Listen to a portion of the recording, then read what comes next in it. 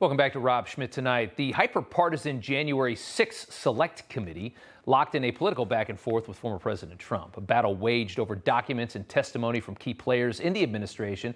Trump asserting he has a right to executive privilege, the committee demanding the release of documents and attempting to compel testimony and key figures in the former administration.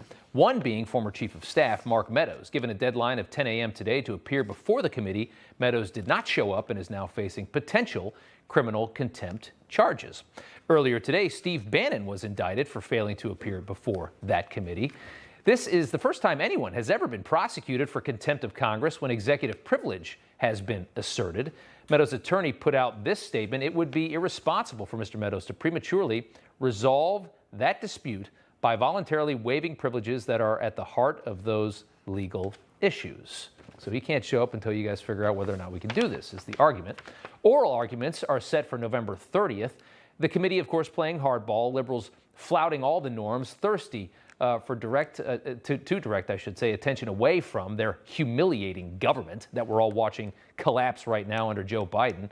They'd like to get that attention right back onto Donald Trump. That's how they think they can win. And former Chief of Staff Mark Meadows joins us now to talk more about this. Sir, good to see you. What's the very latest on all this tonight? Well, obviously, it's been the headlines for the last 24 hours or so. These are complex legal matters. Quite frankly, you've got a number of difference of opinions. Kind of got me in the middle of it, where we've got a president that is in President Trump that is saying that he wants to claim executive privilege. There's case law that would suggest that that's appropriate.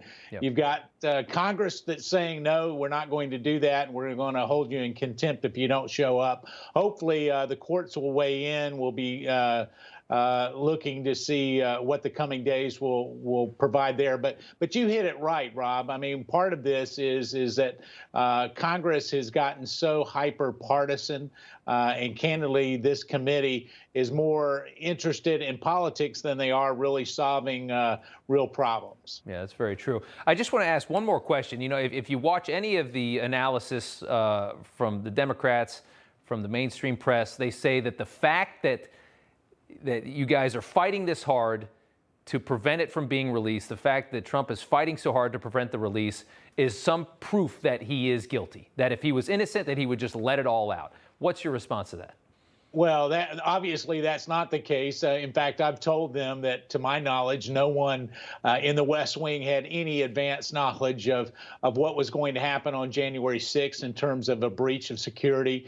Additionally, a number of things that took place actually would not go towards supporting that narrative. Here's the facts of the matter is that we've worked real hard to try to reach an accommodation with the committee, and yet it's been basically their way or the highway, and so they took a very aggressive move today, and sadly, you know, I think what most Americans are seeing this is an attempt to really keep the focus on January 6th and not on their failing Biden administration policy. Yeah, and dig up a whole bunch of goodies that they can leak to the press and everything else, which is well, they do that. They have a track record of doing that. You know, where what they'll do is they'll selectively leak. We saw that during the impeachment. We've seen that with the Steele dossier. You know, they leak out little parts of it when they know better, and sadly, it hurts their reputation. Yeah, no, understood. All right, we'll follow this story, of course.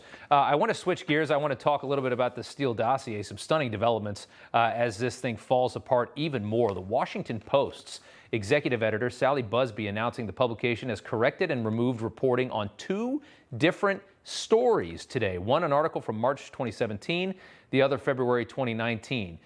She's saying they could not stand by the accuracy of unsubstantiated, salacious claims made by one source, and that's Belarusian-born stockbroker Sergei Milyan, who accused President Trump of soliciting Russian hookers in Moscow. Well, it turns out that story now has no credibility, is believed to have been originated by a Democratic operative who had a pre-existing relationship, of course, with Hillary Clinton. Not a shock.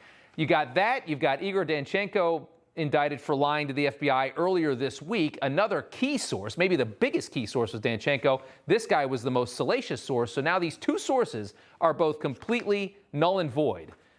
It's unbelievable to watch. Your reaction to that? Well, it's the first of many corrections. If the Washington Post is going to actually issue corrections, it'll be the first of many corrections they'll have to make, because this was always a narrative where we had the Hillary Clinton campaign actually feeding information to someone to try to authenticate that.